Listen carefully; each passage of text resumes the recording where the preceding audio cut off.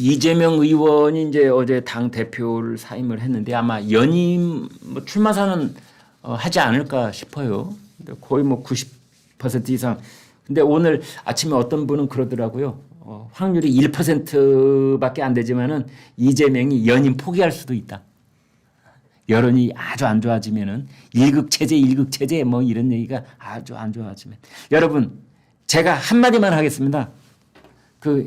예전에 왜 저희 어르신들 담배 피울 때 곰방떼라고 했잖아요. 곰방떼.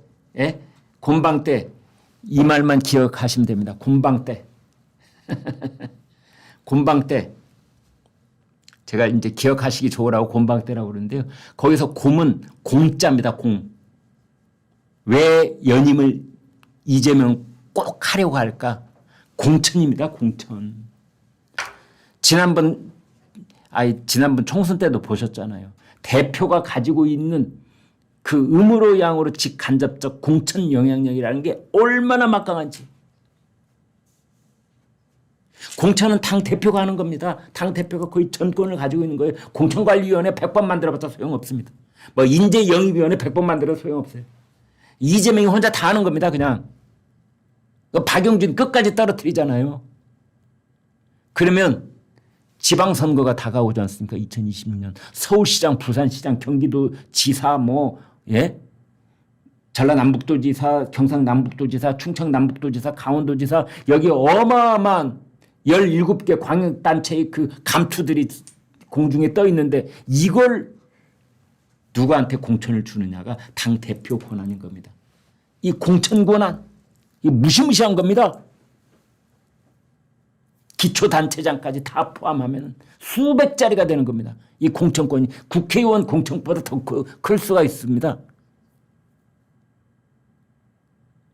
그 다음에 곰방떼의 방탄조끼, 사법리스크의 방탄조끼, 당대표임을 참작해서 구속영장을 기각한다고 사법부 판단의 그 판결문에도 이미 나와 있어요. 그러니까 그냥 평범한 평의원이 가지고 있는 불체포 특권하고 우리나라 슈퍼 제1당 당대표가 가지고 있는 그 방탄조끼는 격이 다른 겁니다. 사이즈가 달라요. 사이즈가. 방탄조끼의 두께가 달라요. 평의원 방탄조끼 한 100벌쯤 갖다 쌓아놔야 당대표 한 사람 방탄조끼밖에 안 되는 겁니다. 그래서 사법 리스크에 대한 방탄조끼 이것이 이재명의 그 곰방떼의 방. 그다음 세 번째 대가 뭐냐 대가. 이건 대권. 최종 종착역은 대권 주자가 되는 거잖아요. 그걸 하기 위해서는 대표직이 있어야 된다. 대표직이 있지 않으면 무슨 일이 생길지 모른다.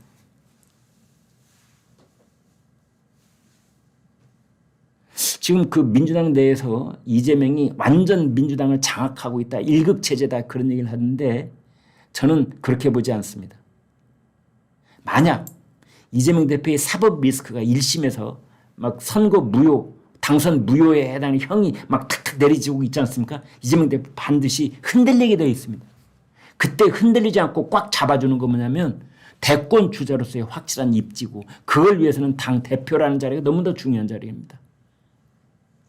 그래서 다시 반복을 해서 말씀드리자면 공천, 방탄, 대권, 곰방떼. 바로 그 곰방떼를 입에 물고 있기 위해서 연임을 포기할 수 없을 것이다. 대통령을 국민의 손으로 뽑아놓고 나면 그 사람을 지지했든 안 했든 대통령이 곱든 밉든 아무튼 대통령의 성공 여부가 그 국가의 흥망성쇠하고도 가장 직접적으로 관련이 있다 이렇게 볼 수 있는 겁니다. 그래서 우리가 어떤 얘기를 하든지 그것이 대통령과 어떻게 연결될 것인지 대통령으로부터는 어떤 영향이 있었고 대통령에게는 또 어떤 영향이 앞으로 있을 것인지를 따져보지 않을 수 없는 겁니다.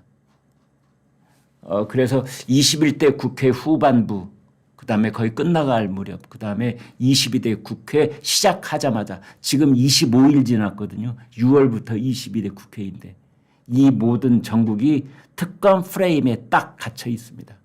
지난번 4월 10일에 치러진 총선 특검 프레임으로 치른 선거입니다. 돌이켜 보건대. 가령 해병대원 특검, 김건희 여사 특검, 그걸로부터 이제 방어 전략을 세우다가 대통령으로부터 이런저런 일이 발생을 했고, 또 그걸로 인해서 이런저런 또 영향력이 있었고, 이제 이런 거 아니겠습니까? 가령 이종섭 호주 대사를 왜 발령을 냈느냐, 왜 바로 돌아오지 않았느냐, 이런 얘기가 그 총선 선거운동 기간 동안에 큰 이슈 중에 하나였고, 그게 또 양파 대파 값으로 또 이어졌고, 이제 이런 상황 속에서 도대체 지금의 국면은 또 뭐냐, 바로 그 해병대원 특검법. 그리고 이제 국민의힘 전당대회를 한 달 앞둔 시점에서 그 당대표 후보들이 릴레이 출마 선언을 하는 과정 속에 가운데 부분에서 오후 2시에 출마 선언을 했던 이제 한동훈 전 비대위원장이 제3자가 특검을 추천하도록 하자. 제3자 특검법. 이것을 내놨는데, 일단 이것이 지금 그 한동훈 전 위원장 입장에서는 어젠다 세팅을 하는 사람으로서의 어떤 첫 발자국은 모든 관심의 집중도를 자신한테 모으는 이제 그런 효과는 일단 거두고 있습니다. 컨벤션 효과라고 했을 때 그 컨벤션 효과의 주인공은 역시 한동훈 전 위원장, 한동훈 후보가 그 위치를 지키고 있는 셈인데, 그러나 이것이 승리의 축배가 될 것인지 아니면 이걸로써 한동훈 전 위원장이 이제 중앙 무대에서 또 다른 그런 고배를 마시는 독배가 될 것인지, 그런 그 국민의힘 내부의 논란이 벌어지고 있는 겁니다. 그런데 이것이 국민의힘 내부의 논란이 되는 이유가 뭐냐? 왜 민주당이 이 안을 받느니 못 받느니 하면서 또 그 논란이 되고 있느냐? 왜 그럴까요, 여러분? 왜 그런다고 생각하십니까? 그렇습니다. 대통령과 관련이 있기 때문입니다. 대통령과. 이른바 VIP 경로설. 이게 해병대원 그 특검법의 요체입니다. 그것을 인정을 하든 안 하든 그렇다는 겁니다. 지금 벌어지고 있는 상황으로서의 그 지금의 모습, 그것을 우리가 객관적으로 들여다봐야 되는 겁니다. 바로 VIP 경로설. 작년 7월 말에서 8월 초에 이르는 그 기간 동안에 대통령은 누구하고 통화를 했으며 그 통화 내용은 뭐였으며, 이제 이런 것들을 특검은 다루게 될 그런 직격적인 그 특검의 칼날은 대통령을 겨냥하고 있는 겁니다. 거기다가 용산 대통령실 내부에 김건희 여사의 인맥이 있다느니 없다느니 실체가 뭐가 있냐느니 반박도 있는가 하면 또 구체적인 이름을 거론하는 그런 인터넷 매체, 유튜브 방송들 얼마나 많습니까? 이제 그런 것들이 특검이 발동되는 순간 지금 가령 인터넷 매체 또는 유튜브 매체에 머물러 있던 그런 얘기들이 이제 공식적으로 떠오르게 되는 겁니다. 그래서 특검이 발동이 되면은 매일같이 브리핑을 한다는 거 아닙니까? 매일같이. 그 브리핑이 무슨 내용을 할 것 같습니까? 그 브리핑의 모든 초점은 윤석열 대통령 부부와의 연관성을 밝혀내는데 맞춰질 가능성이 있는 겁니다. 임성근 해병대 1사단장과 용산 대통령실과는 도대체 무슨 관계에 있었는가? 이런 점들 아니겠습니까?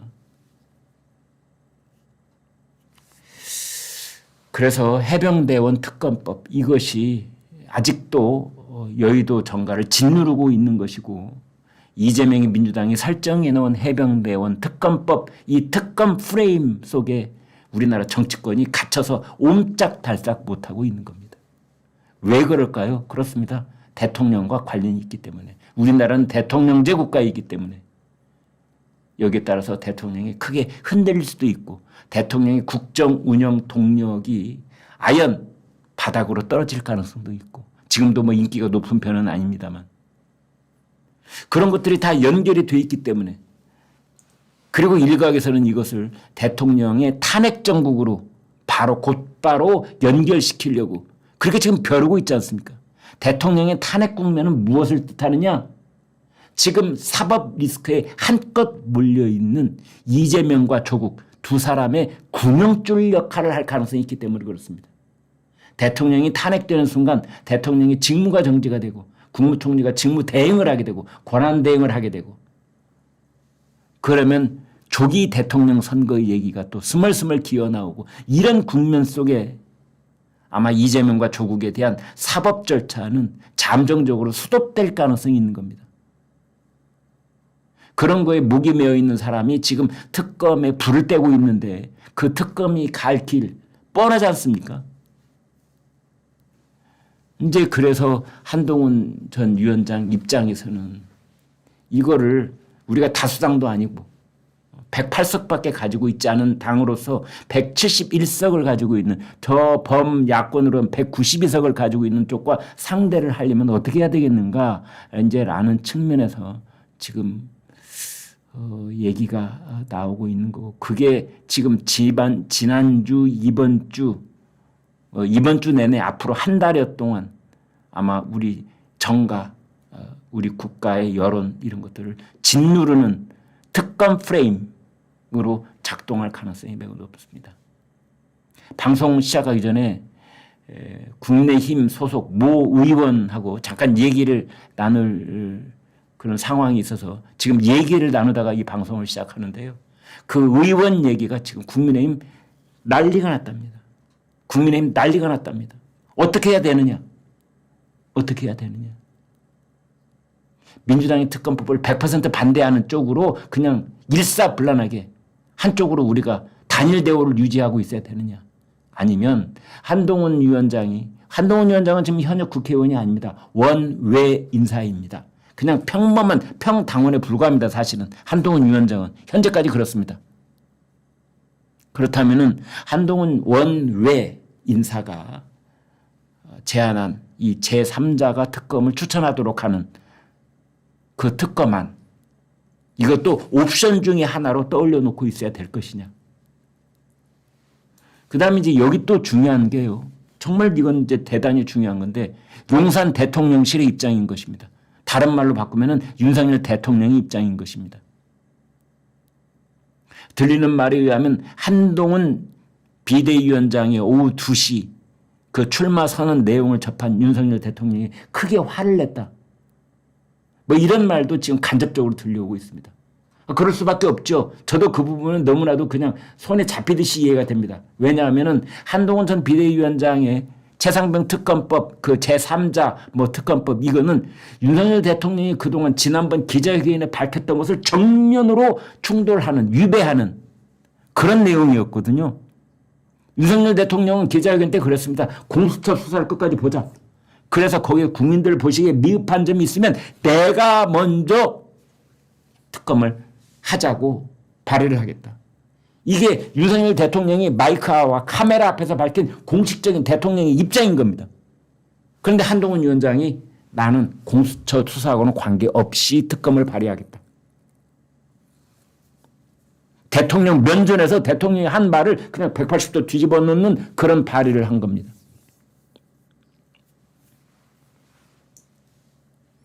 그래서 제가 조금 전에 만난 그 국민의힘 현역 의원은 지금 난리가 났다. 국민의힘 내부에서. 4분 5일 이렇게 이제 내부 의원들이 갈라질 수밖에 없는 거고. 한동훈 위원장이 낸 그 제3자 특검법에 대해서 찬성을 공개적으로 하는 그룹도 있는가 하면 여기에 대해서 절대적으로 반대하는 그런 그룹도 있는 거고. 그 다음에 여기에 용산 대통령실이 있는 겁니다. 용산 대통령실은 이제 당무 개입을 하면 안 되기 때문에 대통령의 입장이 지금 당 대표 선거에 출마하고 있는 각자에 대해서 이렇다 저렇다 논평을 하는 순간 그건 당무 개입, 전당대회 개입이 되기 때문에 거기들은 절대 다 발언 전부 다 입 딱 다물고 있지만 그러나 익명을 전제로 한 그 용산 대통령실의 고위 인사들이 이제 기자들한테 대통령의 뜻을 직간접적으로 다 전달하고 있는 겁니다.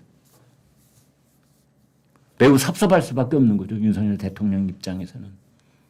한동훈 위원장한테. 그래서 어떤 평론가는 이런 식으로 얘기를 하더라고요. 전당대회를 지금 앞두고 있는데 윤석열 대통령하고 제일 가까운 거리를 한번 재보자. 전당대회. 뭐 윤석열 대통령 쪽의 인사가 그런 얘기를 한 적이 있습니다. 뭐라고 했느냐면은 이번 전당대회를 앞두고 윤석열 대통령으로부터 각 후보들과의 거리는 똑같은 거리다. 한동훈, 나경원, 원희룡, 뭐 윤상현 다 똑같다. 그 말 누가 믿습니까? 그 비유가 적절한지는 모르겠습니다만 부모 자식 간에도 부모가 10손가락 깨물어서 안 아픈 손가락 없다 이런 말 하잖아요. 네? 10손가락 깨물어서 안 아픈 손가락 없다.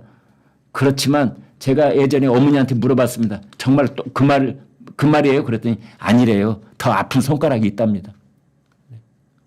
되게 잘난 자식보다는 어려움에 처해 있는 그런 자식이라든지 그럴 경우는 더 이제 마음이 아픈 거죠. 부모 입장에서는. 뭐 적절치 않은 비유니까 옆에로 그냥 내려놓겠습니다. 아무튼 그래서 그 평론가가 하는 얘기가 대통령으로부터 가장 가까운 거리까지 와 있는 사람은 누구냐? 원희룡이랍니다.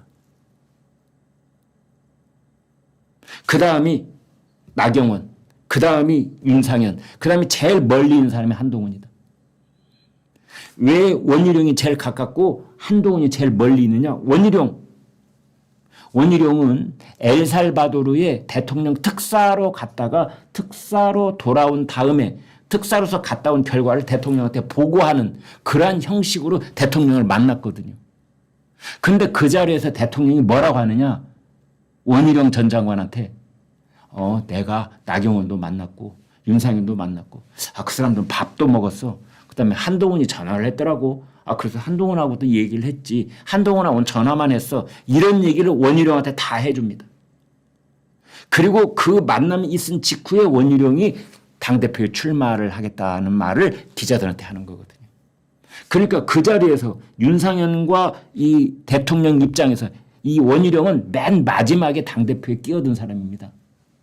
그러면 원희룡이 자기 스스로 나도 당대표 나가봐야지 판세를 보니까 내가 나가야 할 것 같아 이래서 나갔느냐 아니면 대통령을 만난 자리에서 대통령이 적극적으로 권유를 했느냐.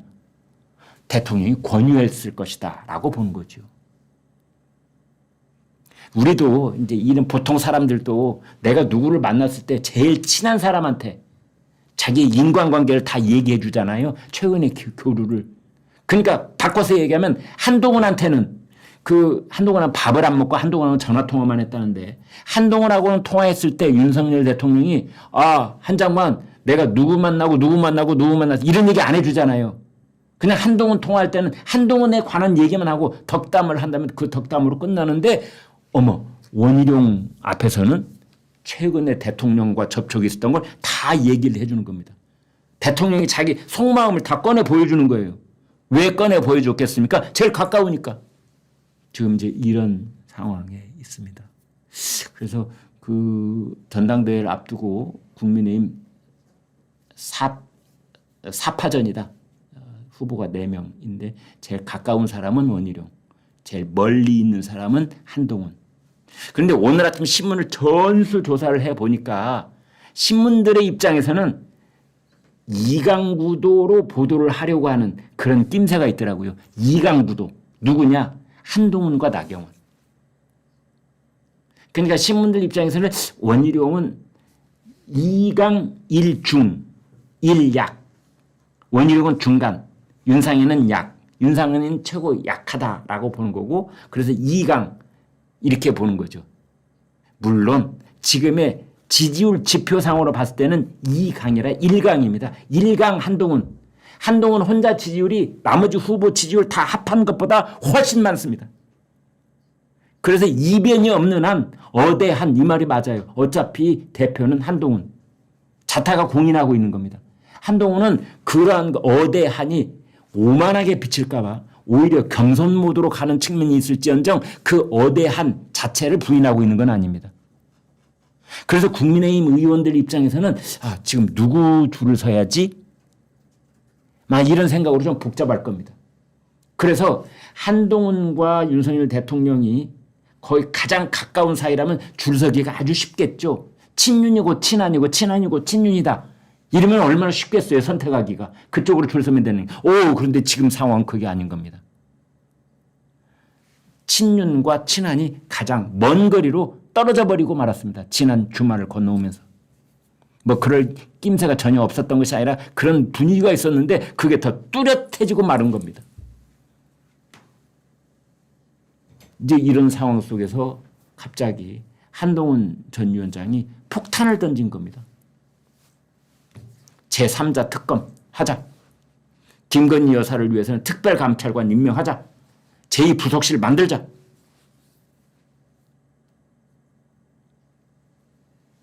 이제 이렇게 이야기가 진행이 되고 있는데요. 7월 한 달은 매우 뜨거운 한 달이 될 것 같습니다. 오늘이 6월 25일인데 7월 달에 7월 4일 날 이제 민주당 자체적으로 만든 최상병 특검법을 본회의에 상정하겠다는 거 아니에요. 만약 그 스케줄대로 7월 4일 날 이 최상병 특검법이 민주당 발의한 그 법안대로 통과를 하게 되면은 대통령이 당연히 거부권 행사하겠죠. 그럼 거부권을 행사하면은 그것이 다시 국회로 넘어오고 그 국회로 넘어와서 그 이제 재투표를 해야 되거든요.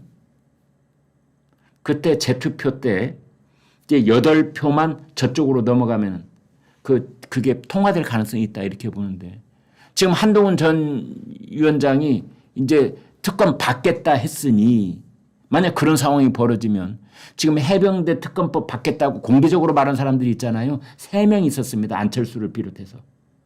그런데 5명? 지금 이런 분위기라면? 지금 그래서 국민의힘이 지금 난리가 나 있는 겁니다. 내부적으로. 3, 3, 5 모여가지고 쑥덕쑥덕거리고.